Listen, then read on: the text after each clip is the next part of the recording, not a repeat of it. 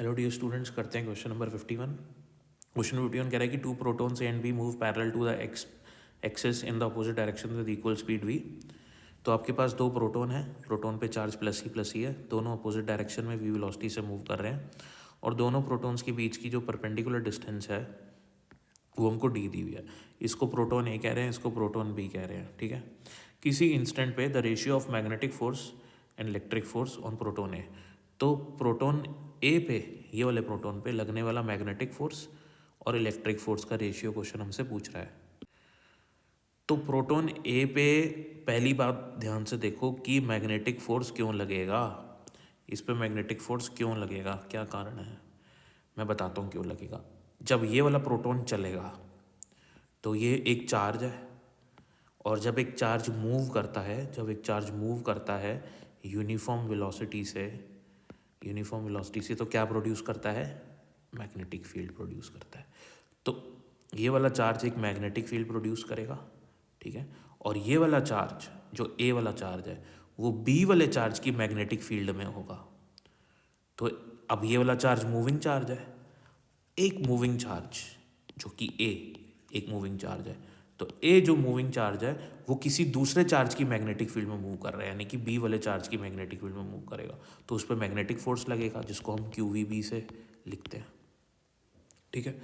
तो magnetic force ए पे कितना लगेगा, इसका खुद का चार्ज Q जो कि E है, इसकी खुद की वेलोसिटी जो कि V है, और इस वाले चार्ज की मैग्नेटिक फील्ड यहाँ पे। तो एक मूविंग चार्ज की खुद की मैग्नेटिक फील्ड का फॉर्मूला क्या होता है, एक मूविंग चार्ज की खुद की मैग्नेटिक फील्ड उससे d डिस्टेंस दूर पे होती है μ0/4π QV। तो E की, क्योंकि चार्ज की वैल्यू E हो जाएगी हमारी EV में डिस्टेंस का स्क्वायर, ये फॉर्मूला आपको याद होना चाहिए, ठीक है। तो इसको सॉल्व करेंगे तो EV यहाँ पे भी है, EV यहाँ पे भी है, तो E² V² हो जाएगा, बाकी सब एज इट इज आ जाएगा। तो इस चार्ज पे लगने वाला मैग्नेटिक फोर्स इस चार्ज की वजह से इतना होगा। अब बात करते हैं इस चार्ज पे लगने वाला कौन सा फोर्स, इलेक्ट्रिक फोर्स।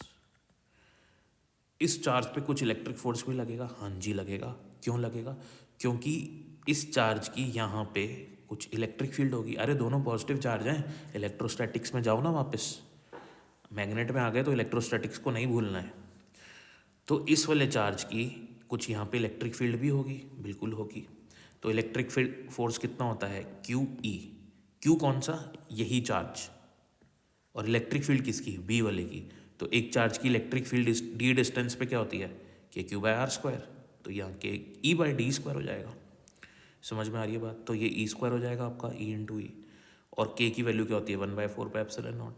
समझ में आई बात, तो ये FE निकल गया। अब क्या करना है, दोनों को डिवाइड करना है, तो FM/FE करेंगे, ये हो गई आपकी FM की वैल्यू, FE की वैल्यू ये रही E², और न्यूमरेटर में आ जाएगा 4πd²ε0।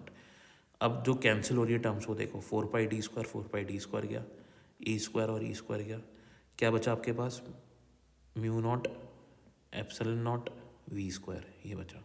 अब देखो एक फॉर्मूला, ये आपने 11th में पढ़ा होगा कि C बराबर 1/μ0ε0 भी होता है, ठीक है।